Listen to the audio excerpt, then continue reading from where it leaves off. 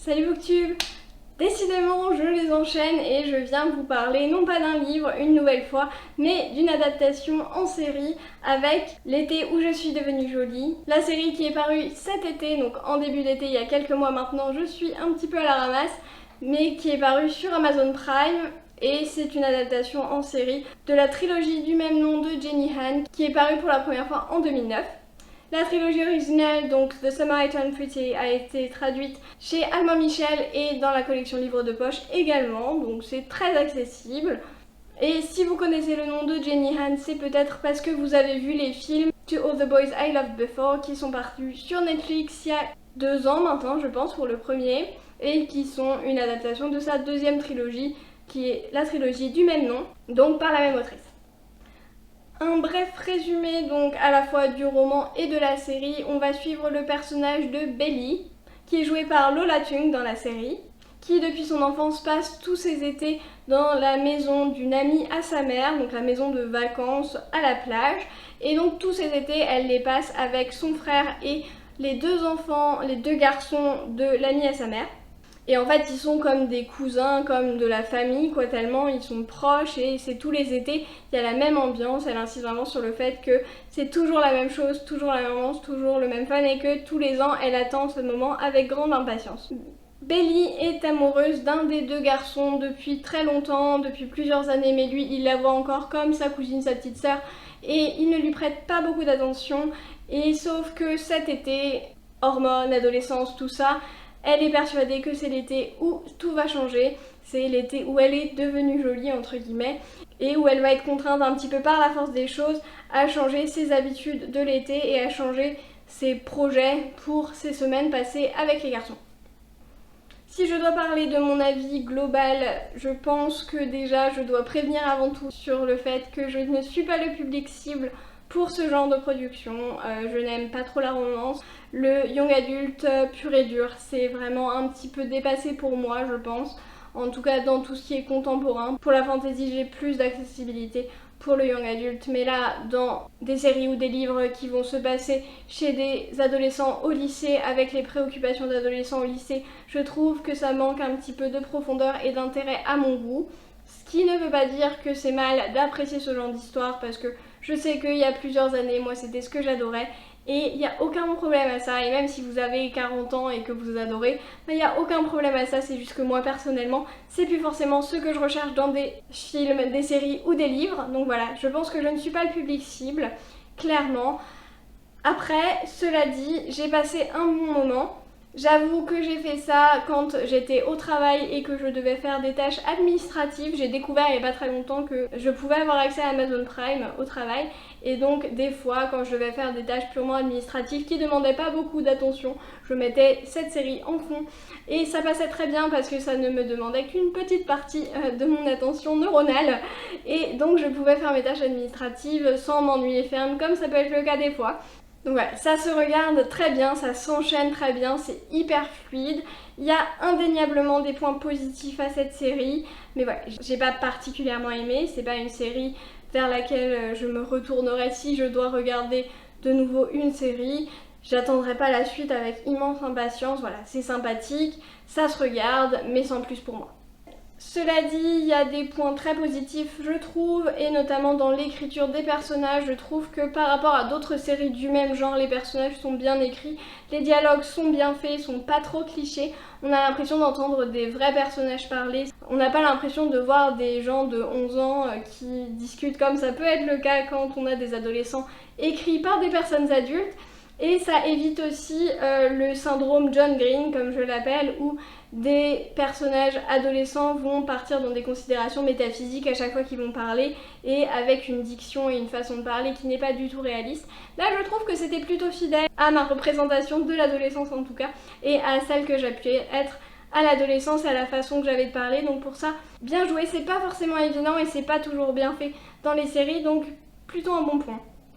Quelque chose qui est rafraîchissant, notamment par rapport à la saga de livres que j'avais lu il y a très longtemps, donc je ne m'en souviens quasiment pas. Honnêtement, je ne vais pas trop pouvoir juger l'adaptation. C'était plutôt correct, mais je ne me souviens pas trop.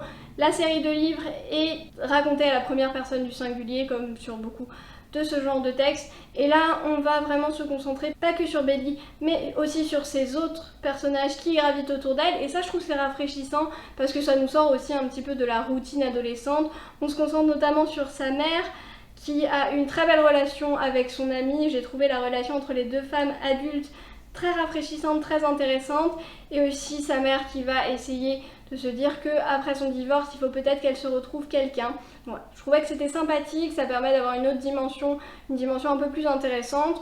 On va aussi voir un petit peu plus du point de vue des garçons et qui vont permettre de mieux les comprendre et de moins être saoulés par leurs actions qui sont parfois un petit peu puériles, un petit peu ridicules, on va pas se mentir.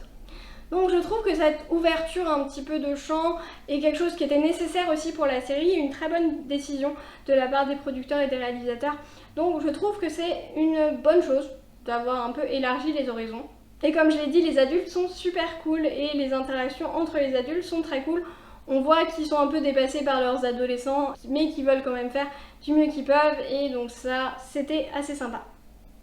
Comme toujours avec les œuvres de Jenny Han, je trouve que la dimension familiale et la relation familiale est assez cool, et notamment avec son frère et sa mère, je trouve que la relation de Belly est très jolie et c'est vraiment une relation réaliste, je trouve, de frère-sœur et de mère-fille. C'est un peu moins marqué que dans Tad Bilb, mais je trouve que c'est quand même bien fait. Et c'était vraiment sympa à voir, je trouve que ça sort aussi un petit peu de la romance et on n'a pas quelque chose qui est uniquement centré sur la romance. Enfin, le jeu d'acteur est très bien, je trouve que les acteurs en font tous un boulot plutôt correct. L'actrice qui joue Belly est très bonne dans son rôle et je trouve qu'elle lui donne une subtilité et une réalité qui sont assez sympathiques qu'on n'aurait pas forcément eu avec une actrice un peu plus en dessous et je trouve que ça la rend très attachante aussi. Bon, maintenant que j'ai donné mes points positifs et que j'ai dit que la série était plutôt qualitative, it's bitching time et je vais pouvoir parler de tout ce que je n'ai pas aimé dans la série. Premièrement, les clichés. Comme souvent dans ce genre d'histoire, les clichés sont partout au niveau des situations qui se produisent, au niveau des situations sociales, des quiproquos, de quoi que ce soit. Au niveau de la trame narrative, on est sur cliché, sur cliché, sur cliché, sur cliché quoi. C'est vraiment autant les dialogues étaient bien faits, les dialogues n'étaient pas trop clichés, mais les situations et l'avancée de l'histoire, alors ça on peut pas faire moins inventif.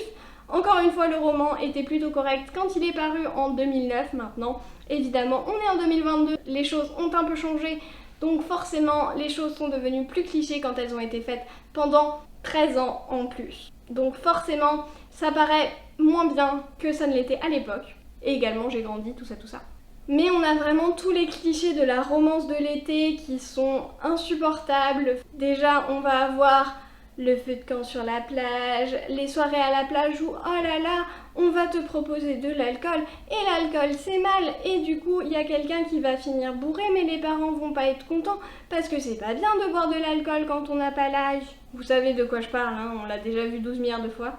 La soirée cinéma en plein air, la séance de nage nocturne avec le crush, le oh mais moi j'aime bien ma mère mais je veux pas passer du temps avec elle parce qu'on m'a invité à une soirée.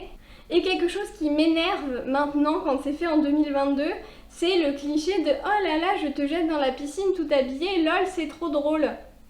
En 2022 on ne peut plus faire ça, tout le monde a son téléphone dans sa poche. Personnellement en 2022 ce n'est pas drôle si on me jette dans la piscine, c'est tu as tué mon téléphone. Encore pour une série qui se passerait en 2000 et quelques, où personne n'a de téléphone, ou moins, où on l'a moins sur nous, ok, soit, mais là ça se passe très clairement à notre époque, enfin en ce moment, ce n'est pas réaliste, tout le monde a son téléphone dans sa poche, tu ne peux pas jeter les gens dans la piscine comme ça, je suis désolée. À chaque fois ça me sort de l'histoire ce genre de truc, c'est un peu stupide mais à chaque fois je me fais la remarque et ça me dérange, voilà. Avant d'attaquer ce qui me dérange le plus, c'est-à-dire la romance, je vais parler d'un autre petit cliché, gros cliché même, qui m'énerve au plus haut point dans les films, les livres et les séries pour adolescentes filles, typiquement. Ce côté de la puberté qui arrive d'un coup, ce côté oh tu es jolie mais tu ne t'en rends pas compte et comment est-ce que lui il me trouve jolie alors qu'en fait je suis moche. Alors ok, il y a beaucoup de filles qui se considèrent comme ça, surtout à l'adolescence je pense, on a une vision au corps qui est assez particulière, qui est assez biaisée je pense, parce que c'est le moment où notre corps change, etc. Mais En fait, c'est tout le temps comme ça. Il n'y a aucune fille qui soit est vraiment pas très jolie, soit a conscience qu'elle est jolie, peut-être qu'elle peut avoir des complexes et tout, mais qui a conscience qu'aussi elle est jolie et elle peut attirer des garçons et que c'est pas le laidron de toute la famille et de toute l'école non plus. Enfin, il y a quand même un monde entre se trouver pas très parfaite et avoir des défauts et se trouver la personne la plus moche que t'as jamais vue dans ta vie. Enfin, il y a quand même un univers entre les deux et je pense pas que ce soit très réaliste de croire que tout le monde te trouve ultra jolie, ultra mignonne et que toi t'as l'impression d'être le plus gros laidron de la terre quoi. Enfin voilà, c'est quand même pas hyper réaliste et elles sont toutes comme ça les protagonistes de séries young adultes. Et il y a aussi du coup ce discours avec le corps qui change, etc.